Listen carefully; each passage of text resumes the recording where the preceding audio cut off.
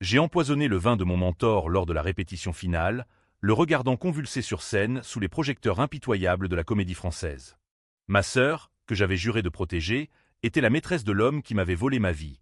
Et elle portait son enfant, un secret que j'ai étouffé dans le berceau de notre enfance parisienne. J'ai incendié les archives du théâtre, effaçant des décennies de gloire, pour qu'il ne reste que ma vengeance comme unique héritage. Et les flammes ont dansé comme les applaudissements que je n'ai jamais reçus. Paris, cette ville des lumières éternelles, m'a toujours semblé un piège doré, un labyrinthe de pavés humides où les rêves se noient dans la Seine sous le poids des ambitions des autres. J'étais Claire Duval, 32 ans, une actrice qui avait gravi les marches glissantes du métier à la force des tripes et des nuits blanches. 3 ans.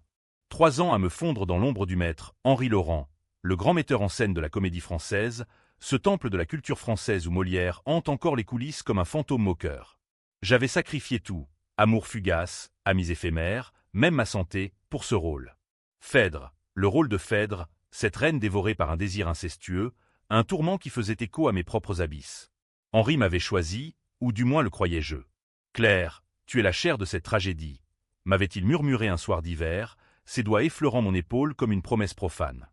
Les répétitions étaient un rituel sadique. Paris s'éveillait sous la brume matinale pendant que je déclamais des vers raciniens dans une salle froide, la voix rauque d'avoir pleuré les répliques jusqu'à l'aube. Mon appartement rue de Rivoli, un grenier exigu avec vue sur les toits de zinc, était jonché de scripts annotés, de tasses de café froid et de lettres non ouvertes de ma famille en province. Ma sœur, Élise, appelait parfois depuis Lyon, sa voix sucrée comme du vin nouveau. « Claire, quand reviens-tu » Maman s'inquiète. Mais je raccrochais vite. Élise, avec ses 25 ans innocents et son sourire qui désarmait les hommes, représentait tout ce que j'avais fui. La petite vie provinciale, les dimanches à l'église, les illusions d'une normalité que je méprisais. J'étais faite pour les planches, pour le feu des regards du public, pas pour les chaînes invisibles de l'affection. Henri Laurent était un colosse au crépuscule de sa gloire. 58 ans, une crinière grise impeccablement coiffée, des yeux d'un bleu glacial qui disséquaient les âmes comme un scalpel. Il avait dirigé le CID avec Depardieu dans les années 80, et son nom seul ouvrait les portes des salons littéraires du Marais. Mais derrière le masque du génie, il y avait une voracité, une soif de contrôle qui le rongeait. Il me tutoyait en privé, me confiait ses doutes sur le théâtre contemporain. C'est millénial, Claire, ils veulent du spectacle, pas de l'âme. Et je buvais ces mots comme un élixir. Était-ce de l'amour? Non, c'était de l'adoration, une dévotion qui me liait à lui plus sûrement qu'une chaîne. J'ignorais alors que cette chaîne était forgée dans le mensonge. Le jour de l'annonce, c'était un mardi pluvieux de novembre 2024.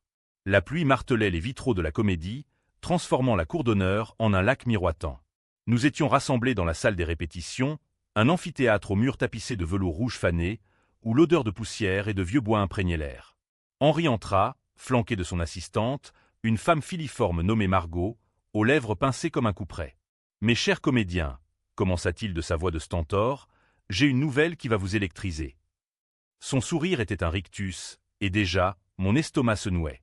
Il fit un geste théâtral, et la porte s'ouvrit sur elle. Sophie Laurent, sa nièce.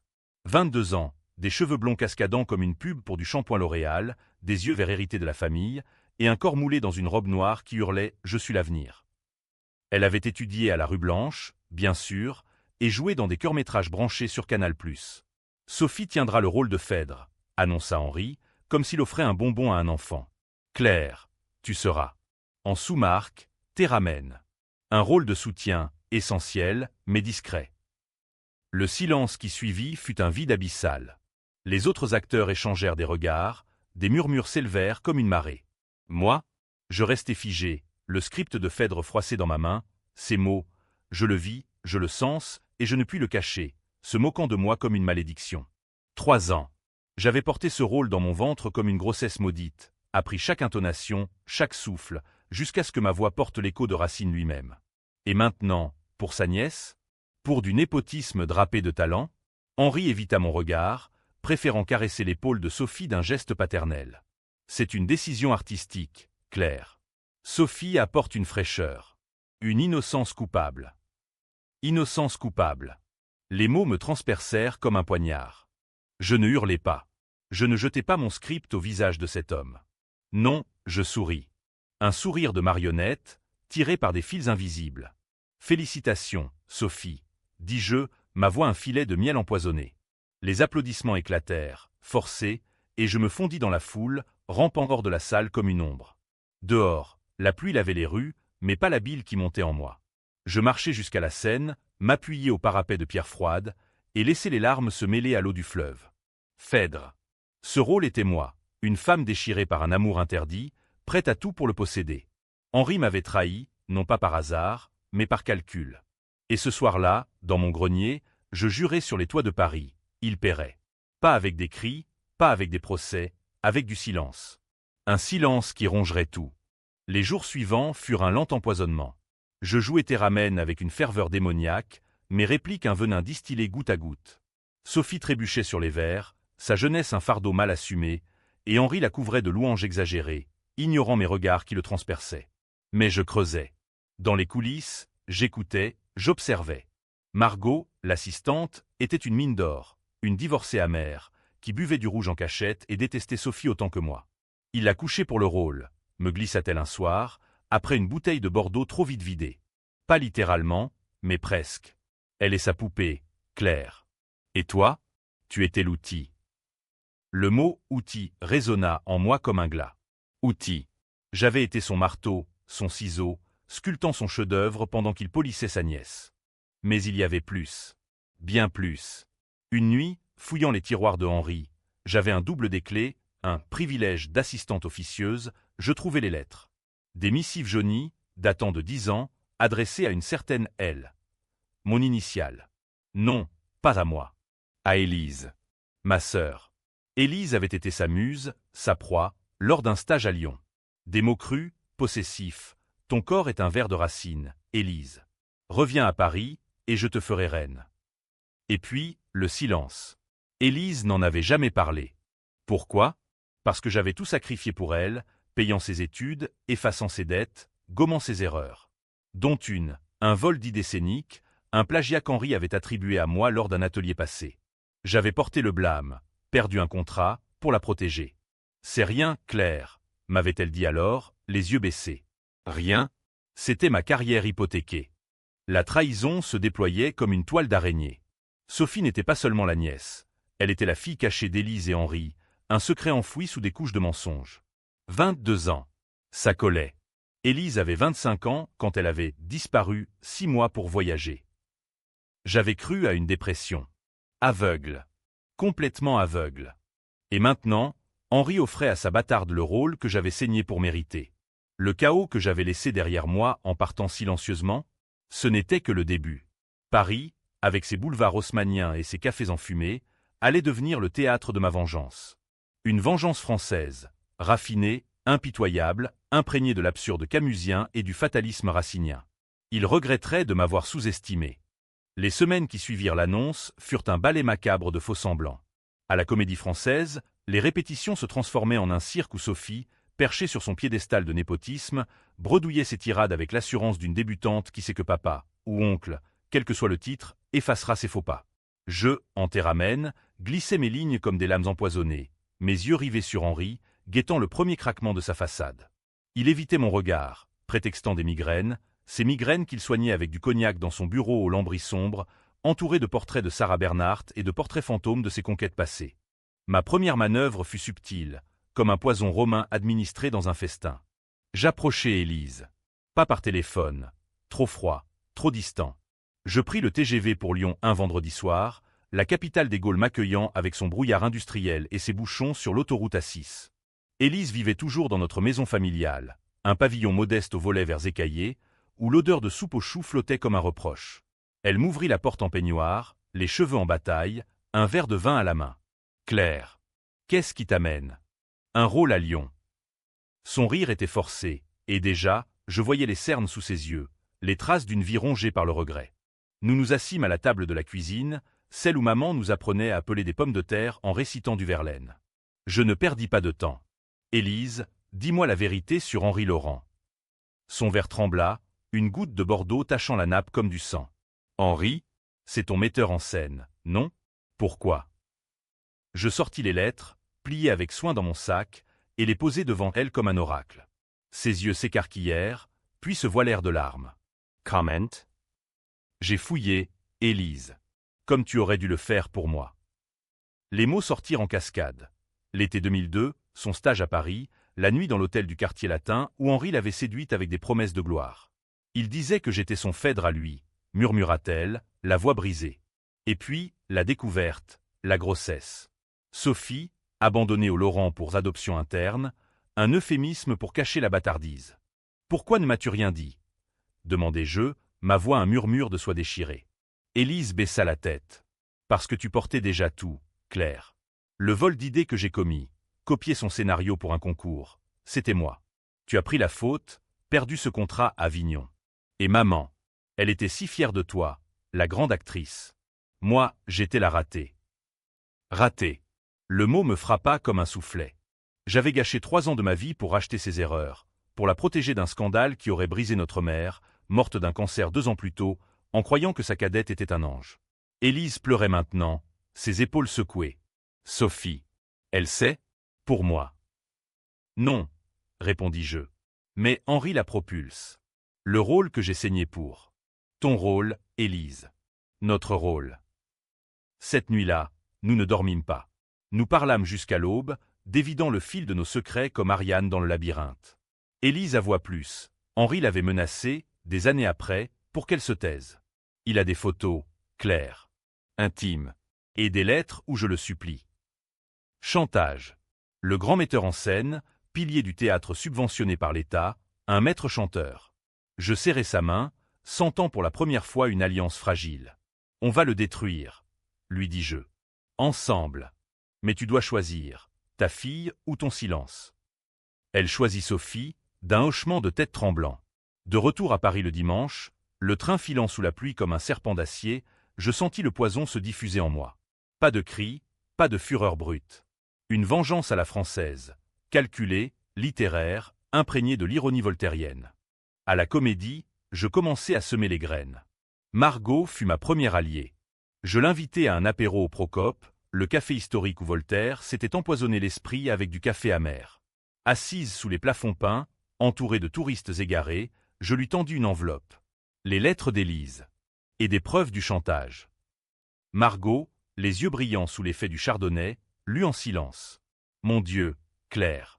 C'est du dynamite. Mais pourquoi moi? Parce que tu le hais autant que moi. Et parce que je sais pour ton divorce. Il a couché avec ta femme, n'est-ce pas? Elle pâlit, puis rit, un rire de gorgone. Touché. D'accord. Je les glisse dans son bureau. Anonymement. Les murmures commencèrent. Une semaine plus tard, un article dans Le Monde des Arts. Népotisme à la Comédie Française? Le rôle de Phèdre sous le signe familial. Pas de nom, mais les flèches pointaient vers Henri et Sophie. Les répétitions devinrent tendues. Les acteurs, ces âmes volages, chuchotaient dans les loges, jetant des regards obliques à la nièce prodige. Sophie craqua la première. Un soir, après une scène ratée, elle hurla dans les coulisses « C'est pas ma faute si oncle Henri croit en moi. » Oncle Henri. Le public imaginaire applaudit en silence. Henri, lui, bouillonnait. Il me convoqua dans son bureau, une pièce au mur couvert de masques grecs, l'air lourd d'encens et de tabac froid. Claire, qu'est-ce que c'est que ces rumeurs? Tu en sais quelque chose. Son ton était paternaliste, mais ses yeux trahissaient la peur. Je souris, croisant les jambes avec grâce. Moi, je suis Théramène, Henri. Je raconte les histoires des autres, pas la mienne. Il tenta de me ramener dans le droit chemin, m'offrant un rôle plus grand dans sa prochaine production. Tartuffe, ironie du sort, l'hypocrite en chef. Je refusai poliment, prétextant un projet personnel. En vérité, mon projet était une toile tissée dans l'ombre. Contacter des journalistes, des blogueurs du off parisien, distillant des faits anonymes comme un alchimiste. Paris, ville des commérages, s'enflamma. Un podcast underground, Scène Noire, diffusa un épisode, Le fantôme de la comédie, trahison et bâtard. Sophie y était dépeinte comme une marionnette, Henri comme un Pygmalion pervers. Les subventions tremblèrent, le directeur de la comédie convoqua Henri pour un entretien. Et moi, je jouais mon rôle à la perfection. L'actrice blessée, discrète, qui buvait son café au bar du théâtre en hochant la tête au ragot. Mais la vengeance a son prix. Les nuits, seul dans mon grenier, les murs semblaient se refermer, et les visages d'Élise et de Sophie se superposaient dans mes cauchemars. Une mère repentante, une fille innocente. Étais-je la justicière, ou la furie qui détruisait une famille pour venger la sienne? Un appel d'Élise brisa le silence. Claire, Henri sait. Il m'a contacté. Il veut voir Sophie. Panique. Non. Laisse-moi gérer. Mais au fond, une graine de doute germait. Et si Sophie n'était pas coupable? Et si mon silence n'était qu'un prélude à un hurlement intérieur? Le haut de la vague vint avec la première. Phèdre s'ouvrit un soir de janvier 2025, sous un ciel parisien étoilé comme un velours noir troué de joyaux. La cour d'honneur de la Comédie bruissait d'une foule triée sur le volet. Critiques du Figaro, mécènes du 7e arrondissement en smoking taillé sur mesure, et ces intellectuels gauchistes qui applaudissent tout en disséquant. J'étais dans les coulisses, Théramène en robe de l'impale, mon cœur battant au rythme des tambours invisibles de la haine. Sophie, en Phèdre, tremblait sous son maquillage, ses mains moites serrant le script fantôme. Henri, en smoking, paradait comme un paon, embrassant des joues poudrées. Ce sera légendaire, me lança-t-il en passant, ignorant le venin dans mon sourire. Le rideau se leva. Les vers de Racine coulèrent comme du miel empoisonné. Sophie incarna Phèdre avec une maladresse touchante, des larmes vraies, des hésitations qui passaient pour de la profondeur. Le public, ce troupeau crédule, rit au bon moment, pleura au mauvais. Moi, en narratrice, je tissais le fil du destin, mes mots un linceul pour leur triomphe. À l'entracte, les murmures enflèrent. La nièce est divine. Mais Théramène vole la vedette. Henri, en loge, vida une flûte de champagne, son visage rougi par l'adrénaline. Je m'approchai, feignant la félicité. Magnifique, Henri. Sophie est innocente. Le mot le piqua. Il serait dit. Que veux-tu dire? Rien. Juste que l'innocence a un prix. La seconde partie fut le chaos. Au moment où Phèdre confesse son amour maudit, un projecteur cracha, sabotage discret, un câble rogné par mes soins dans l'ombre. La scène plongea dans une pénombre théâtrale, et Sophie trébucha sur une réplique. Hippolyte. Mon fils. Non, mon amour. Un lapsus? Ou la vérité qui suintait? Le public retint son souffle, et un rire nerveux fusa. Henri bondit sur scène, improvisant une tirade sur l'ombre du désir, mais le mal était fait. À la fin, les applaudissements furent polis, tièdes, comme un café oublié sur le comptoir. Les critiques, le lendemain, Phèdre à la Comédie, un triomphe familial entaché de doute. Le doute. Mon doute, semé comme une graine vénéneuse. Henri me confronta après la prima. Dans son bureau, sous les masques qui semblaient nous juger, il claqua la porte. C'est toi, n'est-ce pas? Les fuites, le sabotage. Claire, tu étais ma favorite. Sa voix chevrotait, mélange de rage et de regret. Je m'assis, croquant une pomme, symbole racinien, fruit du péché. Ta favorite? Ou ton bouc émissaire? J'ai porté les péchés d'Élise pour toi, Henri. Le plagiat, les mensonges. Et maintenant, tu récompenses ta bâtarde avec mon sang. Il blêmit, reculant comme si j'étais Méduse. Élise. Tu sais. Tout. Et Paris le saura bientôt. Je sortis une clé USB, des enregistrements de ses appels à Élise, glanés par Margot. Imagine les gros titres. Le génie de la comédie, un Pygmalion pervers. Point. Il s'effondra dans son fauteuil, vieilli de 10 ans en 1 minute. Écoute, Claire. Je peux te rendre le rôle. La prochaine saison. Et pour Élise. Je paierai. Discrètement. Un chèque? De l'argent pour taire un inceste? Je ris, un rire de hyène dans la nuit. Trop tard. Le chaos est lâché. Je partis, laissant la porte ouverte sur son silence brisé. Dehors, Paris scintillait, indifférente, ses lumières dansant sur la scène comme des spectres joyeux. Mais en moi, la tension montait, un nœud gordien prêt à se défaire dans le sang. Élise arriva à Paris 2 jours plus tard, Sophie en remorque. Non, pas en remorque, traînée comme une chèvre au sacrifice. Elles descendirent dans mon grenier, Élise pâle comme un linge, Sophie avec ses yeux verts remplis de confusion. Tante Claire, maman dit que tu peux nous aider. Tante. Le mot me transperça. Sophie ignorait tout, Élise avait menti, prétextant une crise familiale.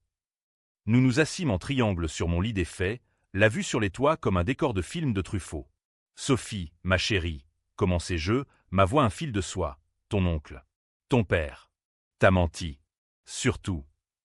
Les mots tombèrent comme des pierres dans un étang. La liaison, la naissance, le rôle volé. Sophie hurla, un cri primal qui fit trembler les vitres. Mensonge. T'es jalouse, c'est tout. Élise tenta de la calmer, mais Sophie se rua dehors, claquant la porte, ses pas résonnant dans l'escalier comme un glas. Tu as tout gâché, Claire, sanglota Élise. C'était pour la protéger. Protéger? Comme j'avais protégé Élise des années plus tôt? La fureur remonta, acide. Et moi? Qui me protège de tes secrets? Nous nous disputâmes comme des chiffonnières, des mots aiguisés comme des laguioles. Traîtresse, égoïste, destructrice. Au final, Élise partit à la poursuite de sa fille, me laissant seule avec l'écho de leur voix. Étais-je la vengeresse, ou la pyromane qui brûlait sa propre maison? La presse s'emballa. Libération titra « Scandale à la Comédie, inceste et népotisme ». Des photos floues d'Henri et Sophie circulaient sur Twitter, X, comme ils disent maintenant, des traites interminables disséquant la dynastie Laurent. Les subventions furent gelées. La Comédie annula les représentations restantes.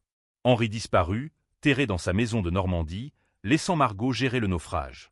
Elle m'appela un soir, ivre, il a tenté de se suicider, Claire. Des pilules. Mais il a vomi. Pathétique. Suicidé? Mon cœur sauta un battement. Était-ce ma faute? Non. C'était justice. Mais le doute s'insinuait, un ver dans la pomme. Puis, le contre-coup. Sophie, dans un accès de rage adolescente, posta une vidéo sur Instagram. Ma tante Claire est une menteuse. Elle a saboté la pièce par jalousie. Les commentaires explosèrent. Team Sophie contre Justice pour Claire. Paris se divisait, comme lors des manifs des Gilets jaunes, en camps irréconciliables. J'étais la sorcière ou la victime. Les invitations s'arrêtèrent, mon agent me ghosta. Seule Élise revint, suppliante, « Aide-nous, Claire. Sophie est en dépression. Et Henri, il veut te voir. » Voir? Pourquoi? Une rédemption théâtrale? J'acceptai, le cœur serré. La vengeance approchait de son apogée, mais à quel prix? La rencontre avec Henri eut lieu dans un café miteux du 18e arrondissement, un de ces bistrots au miroir jauni où les anciens du quartier sirotent leurs pastis en maudissant Sarko. Pas la Comédie, pas son bureau. Il craignait les paparazzis, ces vautours numériques qui grouillaient sur les réseaux. Il arriva voûté, un chapeau melon enfoncé sur sa crinière grise, ressemblant à un inspecteur de Simon en exil. Je commandai un expresso serré. Lui, un ballon de calva. Claire, grommela-t-il, tu as gagné. Tout est ruiné. Sa voix était un râle, dépouillé de son charisme scénique. Je le regardais, impassible. Gagner? C'est de la survie, Henri. Tu m'as volé ma vie pour ta lignée bâtarde. Il ricana, un son humide comme un éternuement. Ta vie? Tu n'as rien, Claire. Une actrice de second rang, qui pleure pour un rôle. Élise était pareille, talentueuse, mais faible. Je l'ai aimée, tu sais. Vraiment. Amour. Le mot me donna la nausée. Amour? Du chantage, de l'abandon. Sophie est un accident que tu as transformé en héritage. Il avala son calva d'un trait, ses yeux injectés de sang. Et toi? Que es-tu devenue? Une justicière? Paris te vomit déjà. Ton nom est poison. Il avait raison, en partie. Les auditions s'étaient taries. Les amis du théâtre m'évitaient comme une pestiférée. Mais sa faiblesse me grisait. Signe ça, dis-je, glissant un papier. Une reconnaissance de paternité, un abandon des droits sur Sophie et une lettre d'excuse publique. Où je publie tout, les photos, les enregistrements. Il signa, tremblant, ses doigts tachés d'encre comme du sang. Tu es pire que Phèdre, Claire. Elle au moins aimait. Je pliai le papier, me levai. Phèdre se suicide. Moi, je vis. Dehors, la rue Mouffetard bruissait de vie, marchands de fromage, étudiants hilars. Mais en moi, le triomphe était amer. J'appelai Élise. C'est fait. Il a signé. Silence, puis un sanglot. Sophie a fugué. Vers la Normandie, chez lui. Panique. Je sautai dans un taxi, direction la 13, la nuit avalant les lumières de la Défense comme un ogre.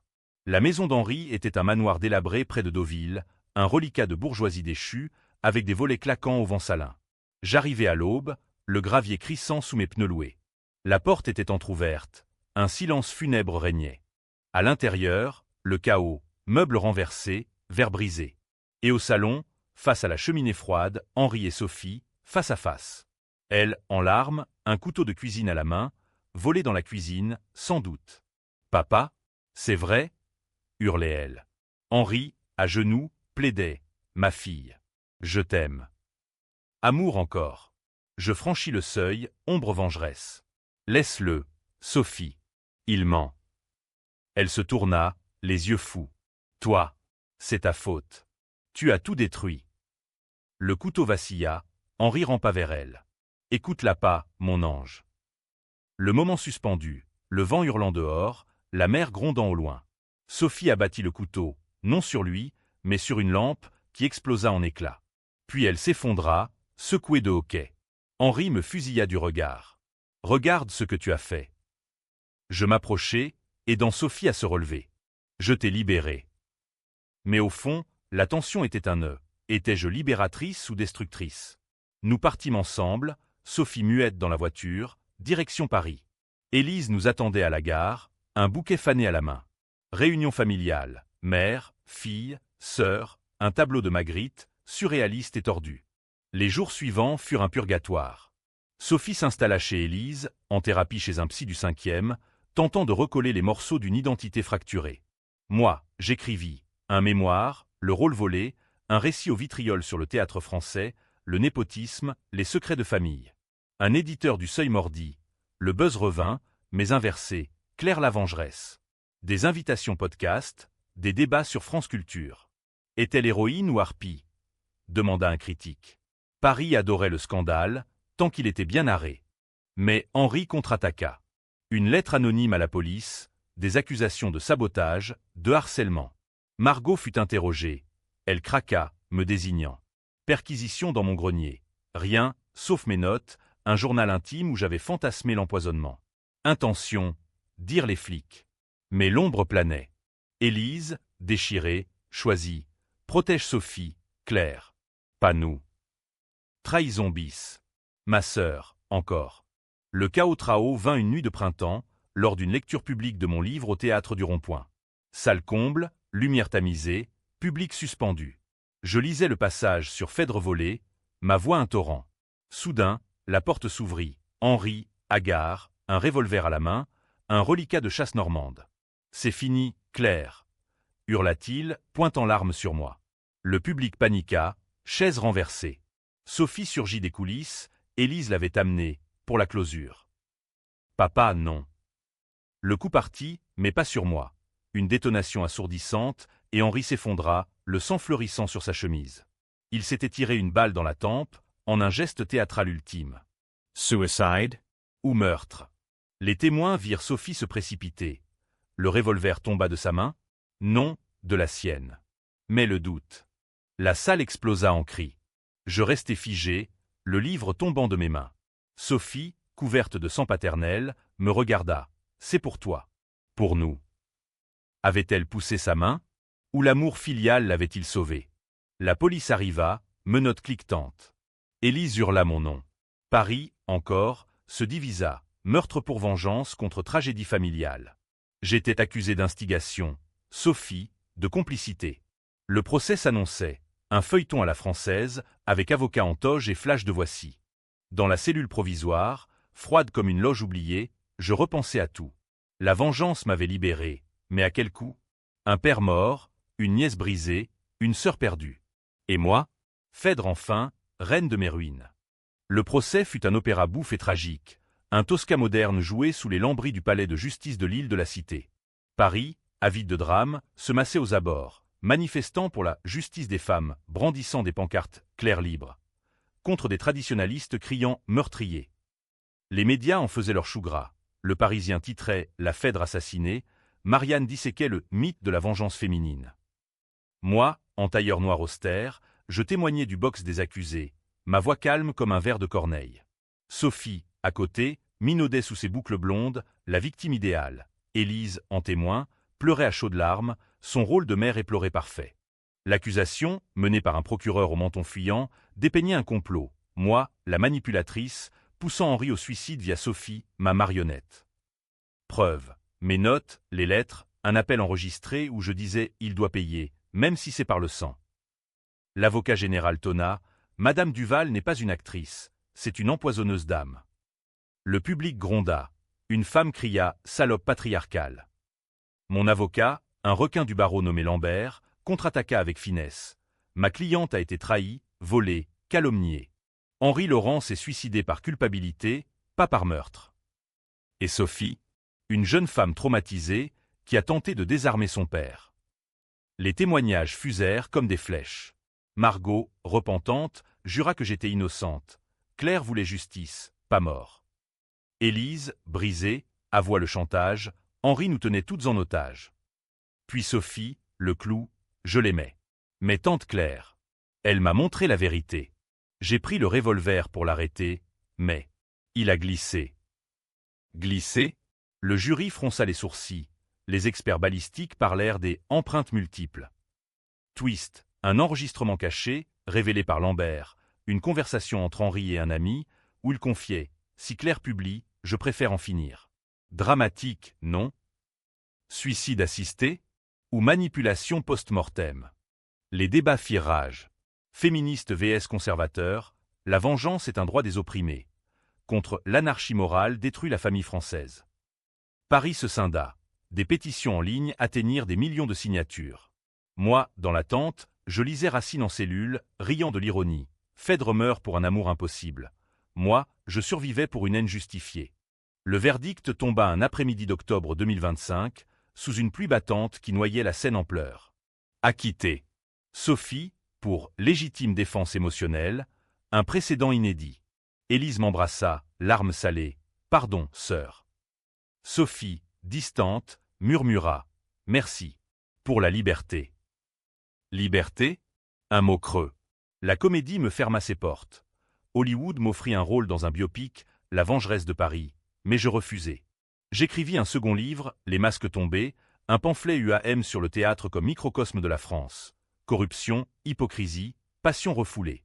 Twist final. Des mois plus tard, une lettre d'Henri, posthume, trouvée dans un coffre.